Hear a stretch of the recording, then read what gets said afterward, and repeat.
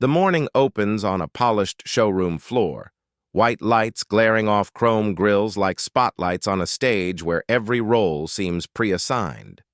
A black man walks in wearing a quiet confidence, clean jacket, scuffed briefcase, the kind of gaze that counts details the way an appraiser counts car panels. Across the room, a manager clocks him and decides, without asking, without knowing, what sort of customer he must be. A few clipped gestures follow, the kind that say, "Hurry up, don't touch, you don't belong." The man studies the framed awards. On the wall, the family photos behind the reception desk, the pricing boards that whisper fairness but speak in tiny fonts. He's here for a reason bigger than horsepower, bigger than money. He's here to measure a culture. The dealership had a reputation that outlived any sales cycle. It was known for no-nonsense deals and community values, phrases lacquered onto billboards and stitched onto staff polo shirts. But reputations, like paint jobs, can hide rust. The manager, sharp haircut, sharper smile, prided himself on moving inventory with ruthless efficiency.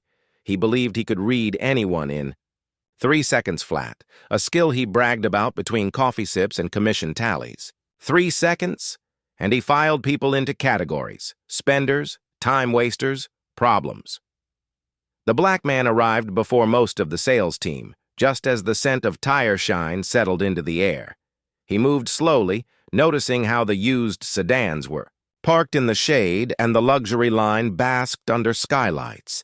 How brochures for financing were displayed near the door like a warning and not an invitation. He traced the shape of a charity plaque, same charity he'd anonymously funded last winter when the dealership's photo op never included people who looked like him. He remembered his father's long days at an auto plant where the good jobs ran through invisible gates. He remembered being followed around showrooms as a teen, told the real numbers only when a different face appeared beside him. He carried those memories like spare keys, not always needed, but never discarded. Today, he came with a folder, bearing documents that could tilt the future of the dealership. He had acquired the parent group 2 weeks earlier, an asset deal sealed in quiet conference rooms and non-disclosure clauses. This store was the newest addition. He wanted to arrive, unannounced, to feel the climate before the thermostat changed. He wanted to know which valves leaked respect, which bolts held bias. So he walked the floor, as if window shopping, while the manager's eyes narrowed into conclusions that cost nothing to form and everything to fix. A sales associate drifted, over, half-smile fixed, brochure clutched like a shield. The interaction was perfunctory, distant, calibrated to end quickly. The black man noted the questions that went unasked. What brings you in? What do you value in a car? How can we help?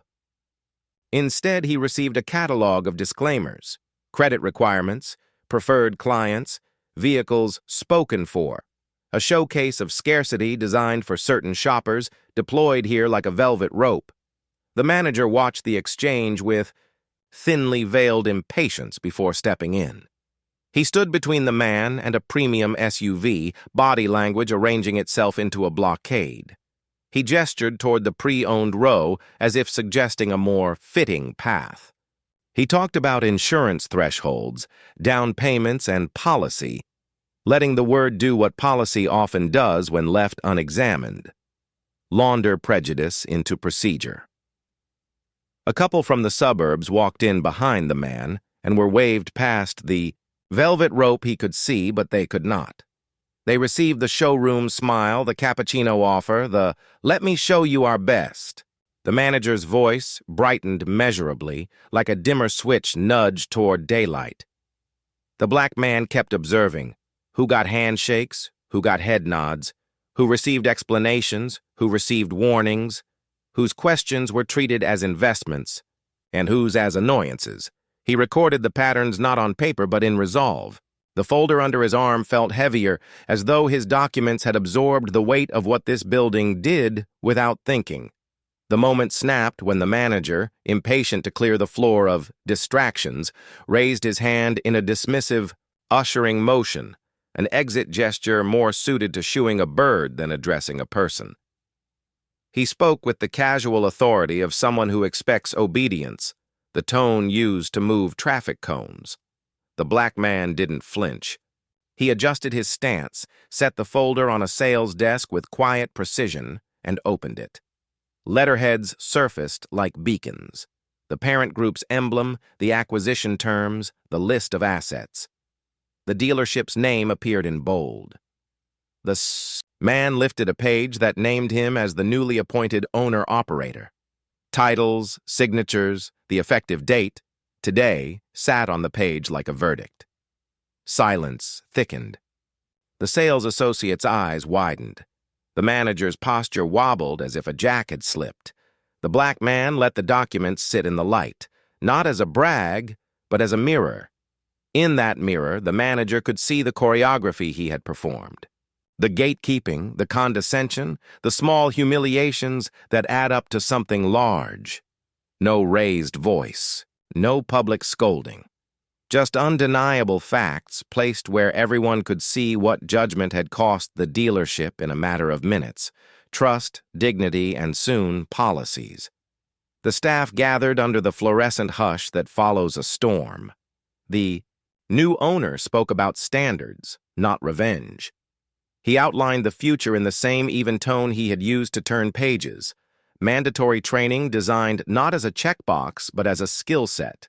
Mystery audits that would measure whether empathy was practiced when no one watched. Hiring pipelines that widened beyond comfortable circles. Performance metrics that put customer dignity on the same line as gross profit. He described a showroom where questions were invitations, not interrogations, where policy was a promise. To treat people consistently rather than a trapdoor for prejudice. He explained how culture is not the banner on a website, but the behavior at the margins. What you do for the maybe buyers, the quiet buyers, the buyers who don't arrive pre-approved by stereotype. He said the community would judge them, not by their slogans, but by the stories customers told after they left. The manager stood very still, realizing that apologies can be necessary and still insufficient. The harm wasn't a headline moment, it was an accumulation. Like road grime that dulls a good machine until someone finally washes it clean. He was offered a choice, commit to the overhaul or step aside. Accountability, in the new owner's framework, meant consequences and the chance to rebuild right. Weeks later, the dealership's rhythms changed. The pre-owned row moved into the skylight. Financing brochures were rewritten for clarity and placed where everyone entered. Surveys asked not just what was bought, but how people felt while buying. The cappuccino offer reached everyone. Sales rose, but more importantly, so did trust. People sensed that something invisible had been realigned. The story ends where it began. A showroom and a spotlight. Only now the spotlight isn't on chrome.